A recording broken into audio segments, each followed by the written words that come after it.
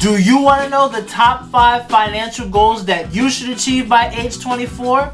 In this video, I'm going to cover the best financial tips that you should achieve by age 24 with the help of our YouTube friend here, Stephan. Welcome back. My name is Caleb Oliver and welcome to my YouTube channel. I was inspired to create this video because today, September 4th, 2020, is my 24th birthday. I wanted to create a video for other 24-year-olds. However, there were not many videos that specifically mentioned the age 24. So I decided to react to some clips of Stephan giving advice to people in their 20s. I'm also going to share some of my financial journey of striving toward these goals. First we have number 1. Take it away, Graham. First and the most reasonable goal that I think everyone should aim to achieve in their 20s is to get a credit score above 750. Now, for anyone who's not aware, your credit score is just a calculation that shows lenders how responsible you are in paying back the money that you owe. This could be something like credit cards, auto loans, student loans, a mortgage payment, or anything else where you're buying something without your own money up front. And this term known as a credit score is basically just a grade that lenders will see anytime they determine how much money they will give you or at what interest rate. The score ranges anywhere from 350 at the very lowest to 850 at the very highest, with the best interest rates given to people with a score above 740. That means the higher the credit score you have, the less interest you will pay, which saves you more money and makes you that much more likely to get approved. I agree with Graham that having a high credit score is important.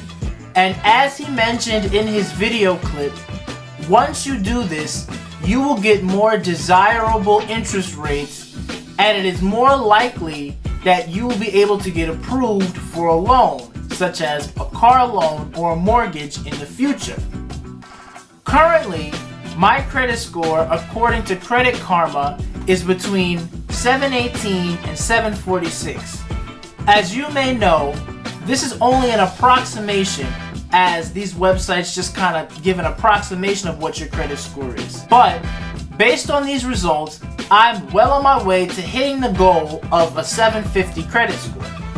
To give a little bit of a background story here, when I was in my late teens, I only heard bad things about credit and getting a credit card and all that, so I kind of stayed away from this. I didn't want a credit card, I didn't want anything to do with debt, nothing like that. But once I entered my early 20s, I realized the value of using a credit card properly. And when I was 22 years old, back in January of 2019, I applied and got my first credit card. It was the Chase Freedom Unlimited credit card. I have gotten a few other cards since then, but the key here is to pay off your card on time, in full, every month. That is key. And by doing that, that is how you're going to be able to hit the goal of a 750 credit score that Stephan is talking about here. Now we have number 2. Let's hear what Graham has to say. The second, speaking of paying off debt, it would make me really happy if by the age of 30, you've gotten yourself what I like to call bad debt free. It's basically like saying you're debt free, except you're saying bad debt free. See, I read a lot of these financial milestone articles, and they all advocate trying to be debt free by the age of 30. But from the way I see it, not all debt is bad debt. In fact, some type of debt could actually be really good to keep. So here's my own distinction between what type of debt is good and what type of debt you should aim to get rid of by the age of 30. First, if any debt makes you more money than it's costing you, then probably it's good debt. For example, this could be a low interest rate mortgage on a rental property that cash flows. Or it might be a low interest rate auto loan where your money can make you more money than what you pay in interest. Or in other words, if your debt is used as a tool to profit from, then generally it's a good idea to keep it. The second, most of the time if you're paying under a 4% interest rate, it's probably a good idea not to pay it off early because your invested money can make you more money than what you owe in interest, allowing you to profit the difference. However, here's my criteria of bad debt. 1, if having debt doesn't end up making you more money, then it's probably bad. This could be an expensive auto loan or making the minimum payments on a credit card to buy things you don't really need, or really anything that isn't essential. Stay away from that. Now, number 2, if you're paying more than a 5% interest rate, then I almost always advocate trying to pay that off as soon as possible. I know Graham mentioned you should try to eliminate all bad debt by age 30, but this is something we can strive to do now at age 24. He did a good job explaining the difference between good debt and bad debt.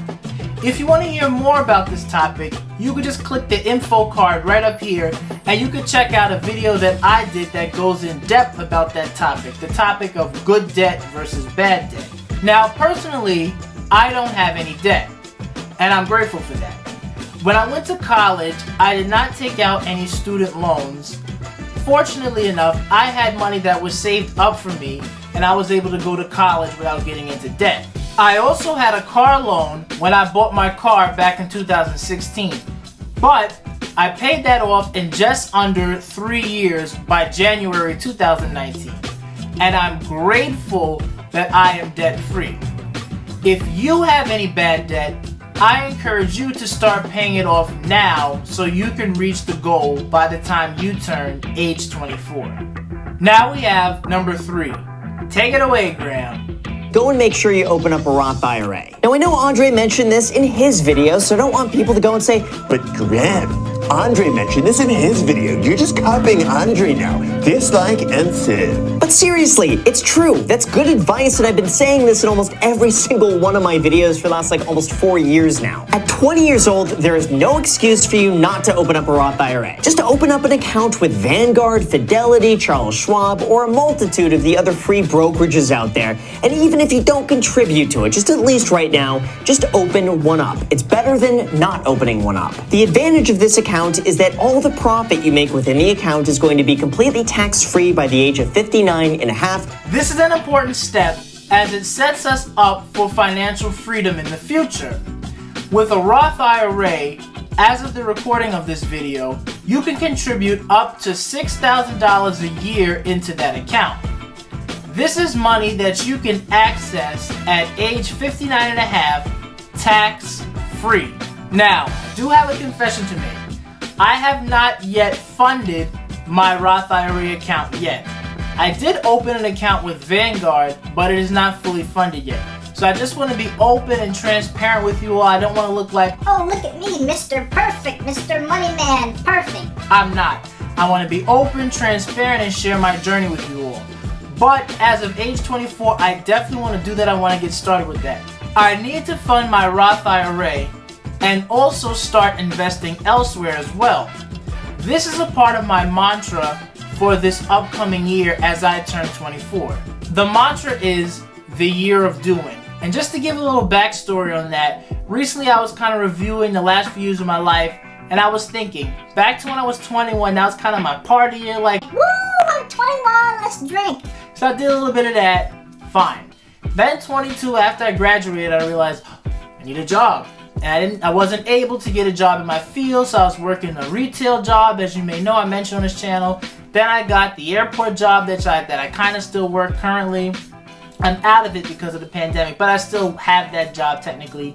And then between age 22 and 23, that was my year of learning. That's when I started to watch financial videos here on YouTube, and I also started to read later on in age 23. Now that I'm 24 and I'm in my year of doing, some of the things I want to do include investing. I also want to get my real estate license here in New York, and I also want to continue to grow this here YouTube channel. I recently took the test to be a real estate agent. If you'd like to hear more about that, leave a comment down below and I can make a video on that whole process. But I just want to let you know, now is the time to start. And if you're age 24 or around age 24, I want you to join me in my year of doing. I just want to say, if you're getting any value out of this video, just click the like button down below. Also, click subscribe and turn on the notification bell. That way you'll be notified the moment I post my next video.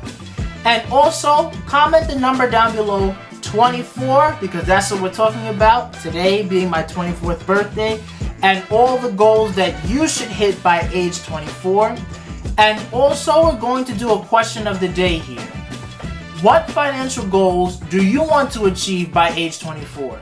And if you've already passed the age 24, just let me know some of your upcoming financial goals as well. We're not going to exclude you just because you're a little bit older. We want to be inclusive for everybody. So just let me know down below in the comment section. Doing these things really helps support my channel, and it helps my content get pushed to a larger audience. So for doing this, I say thank you. And now we have number 4. Let's hear it, Graham.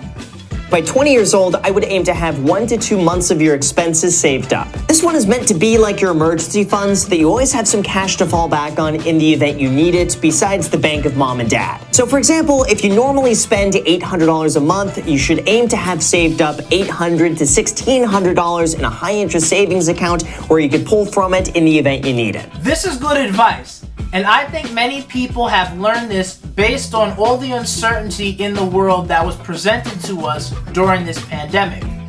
I believe everybody, regardless of their age, should have 3 to 6 months of expenses saved up as an emergency fund. I currently have surpassed this goal. My monthly expenses are just under $1,000 a month, and I currently have a little over $9,000 saved in a high-yield savings account. I recommend saving your money in a high-yield savings account so you can earn more interest in the account as opposed to a standard savings account. I recommend using Marcus by Goldman Sachs as a high-yield savings account. That's the high-yield savings account I use. However, if you want to use a different one, that's okay too. You can just go Google it because there are several out there. Overall, it feels good to know that just because of my emergency savings account, I am safe just in case anything goes wrong financially. I want you to have an emergency fund so you can be protected from any potential financial issues in the near future. Now we have number 5.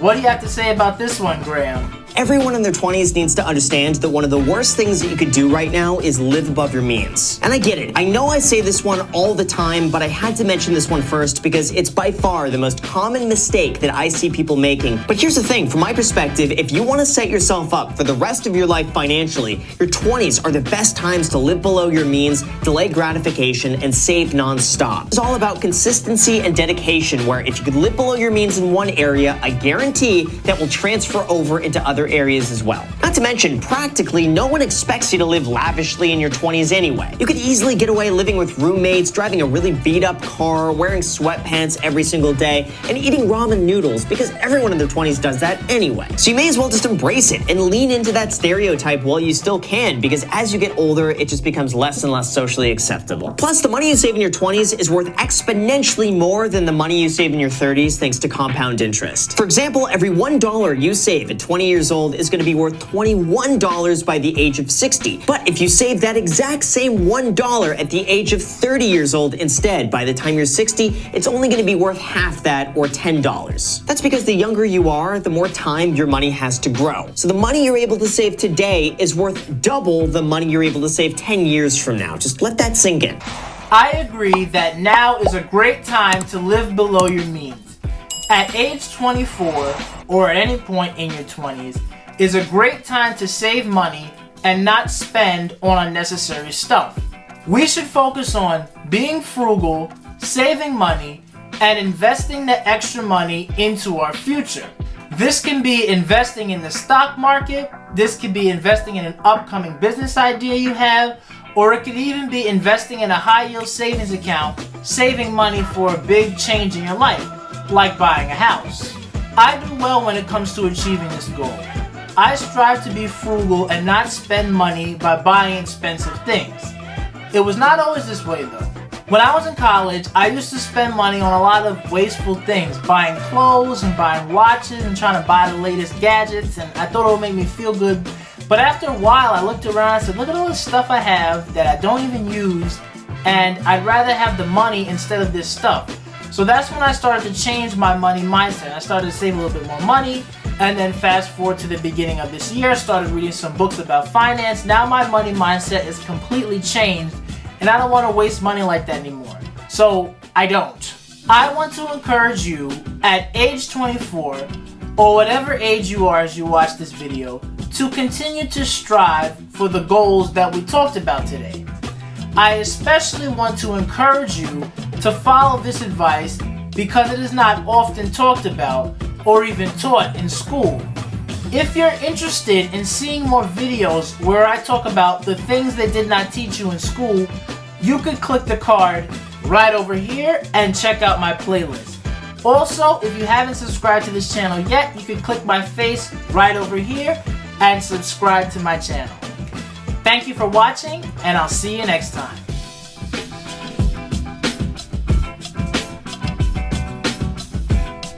It's also Beyonce's birthday today, so happy birthday, Beyonce.